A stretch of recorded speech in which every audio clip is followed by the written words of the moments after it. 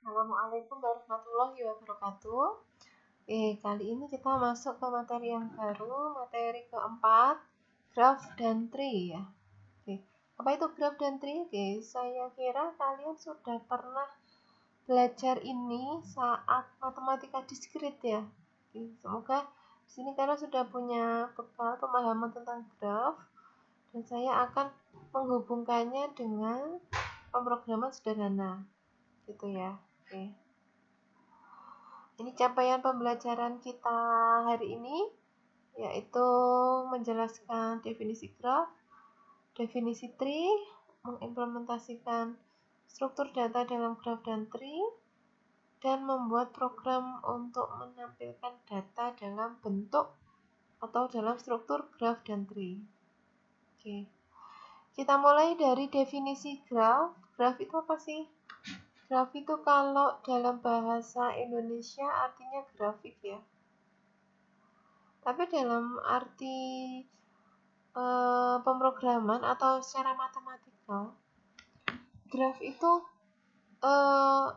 adalah sebuah himpunan ya. Himpunan itu kan digambarkan seperti ini ya.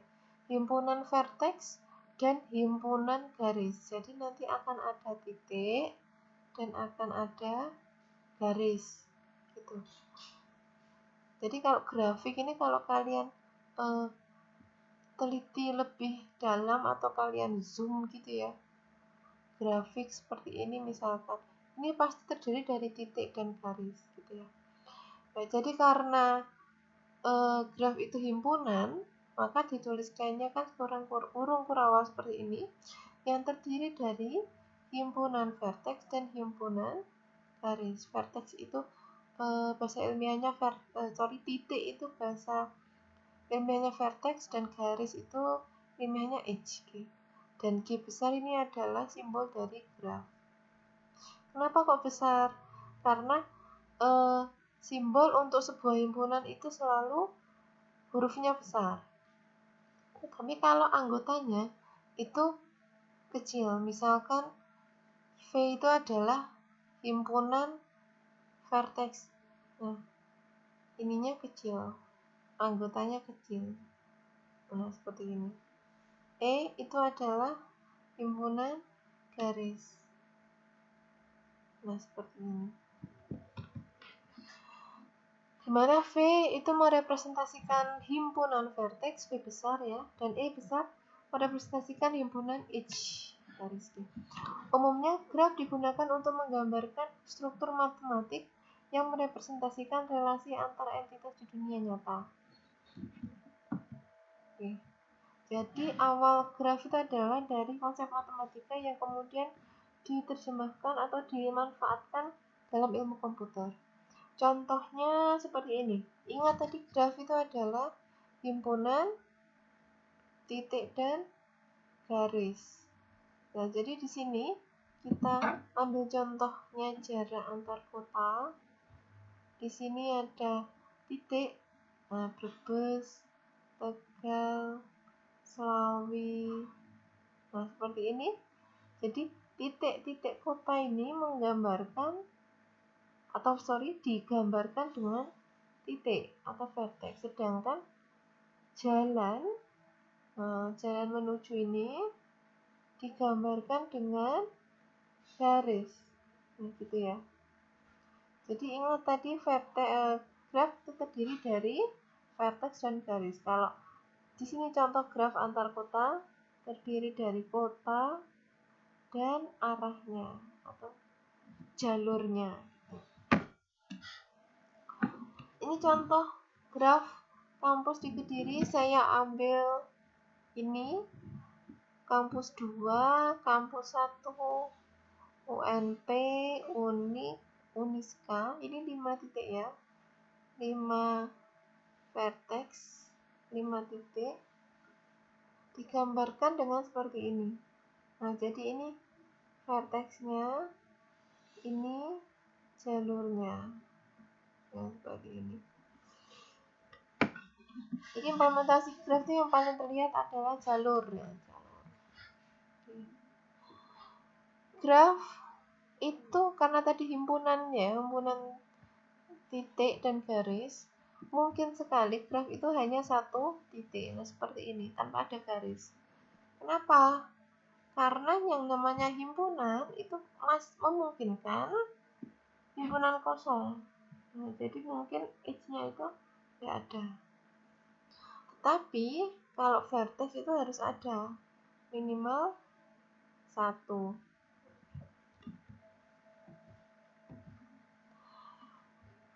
Graf belum tentu semua vertexnya terhubung dengan edge. Nah, misalnya ini kan ada 4 vertex ya. Vertex yang ini tidak terhubung, tidak masalah ya. Yang ini terhubung, yang ini tidak terhubung. Jadi tidak masalah kalau ada vertex yang tidak terhubung dengan edge. Sebuah graf mungkin memiliki vertex yang tidak terhubung dengan vertex yang lain. Nah, contohnya kayak gini. Ini sama sekali nggak terhubung kemana-mana ini. Tidak masalah, ini masih bisa dibilang atau disebut dengan satu graf. Graf mungkin semua vertexnya saling terhubung seperti ini. Jadi semua nyambung ya. Oke, itu pengantar graf. Sekarang kita lihat pembagian graf itu dilihat dari dua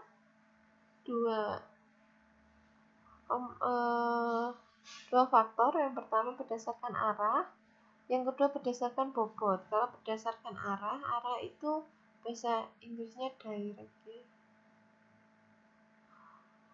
Ada undirect graph atau graph yang tidak berarah. Un itu tidak ya, kalimat negatif. Sedangkan direct graph itu adalah yang berarah. Jadi berdasarkan arah ada dua, undirected graph dan directed graph. Sedangkan dari bobot itu bahasa Inggrisnya apa? Weight ya. Ada unweighted graph dan weighted graph.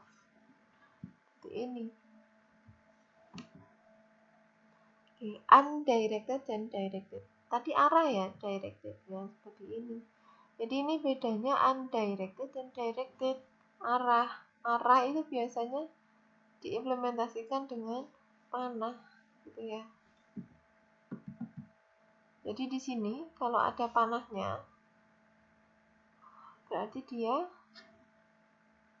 directed.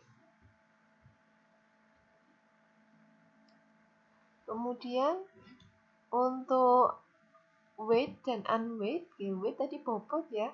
Bobot itu identik dengan angka atau bilangan. Ya, kalau ada tanya bobotmu berapa? 50 gitu misalnya. Identik dengan angka. Nah, dari sini bobot itu letaknya di edge. Seperti ini. Nah, tadi directed letaknya juga di edge ya, atau di garis. Ini bobot. Kalau ini enggak bobot. Karena ini enggak berbobot, semua dianggap sama. Tapi kalau weighted graph, maka dia terlihat mana yang lebih berbobot, mana yang lebih tidak.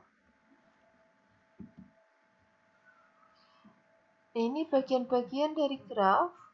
Kita mulai dari vertex. Vertex itu tadi apa? Titik ya. Nah, kita lihat titiknya ada berapa ini? Ada 4, V1, V2, V3, V4. Kecil ya simbolnya.